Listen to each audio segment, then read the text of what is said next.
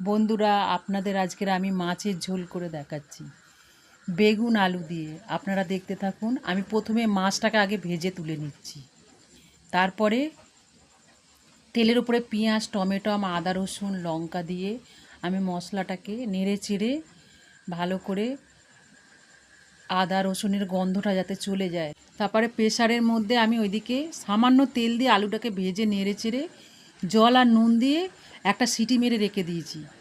তারপরে মশলার উপরে জিরে লঙ্কা গুঁড়ো দিয়ে আবার মশলাটাকে ভালো করে কষিয়ে নিয়ে যখন তেল ছেড়ে গেছে বেগুনটা তার উপরে দিয়ে নাড়াচাড়া করে জল দিয়ে তারপরে আমি আলুর জলটা দিলাম, দিয়ে নেড়ে নেড়ে নেড়ে তারপরে আবার সেই জলের মধ্যে আলুটাকে দিয়ে দিলাম।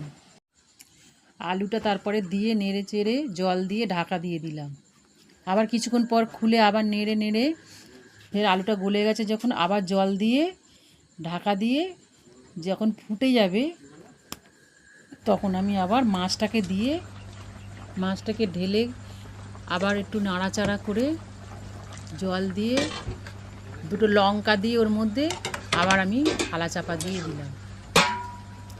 আপনারা কিন্তু এই পদ্ধতিতে যদি করেন খেয়ে দেখবেন, খুব টেস্টি। কারণ যেহেতু আলুটা আমি প্রেসারের মধ্যে আগে সিদ্ধ করে নিয়েছি ভেজে, আর আলুটা তাড়াতাড়ি হয়েও গেছে, আমার বেশিক্ষণ টাইম লাগলো না। আপনারা দেখুন এই পদ্ধতিতে করে আপনাদেরও খুব তাড়াতাড়ি হয়ে যাবে, ভালোও লাগবে, টেস্টিও লাগবে। খেয়ে একবার দেখবেন আপনারা। বন্ধুরা, আমার এই ভিডিওটা যদি আপনাদের ভালো লেগে থাকে দয়া করে লাইক এবং সাবস্ক্রাইব করে দেবেন। ধন্যবাদ, আবার দেখা হবে।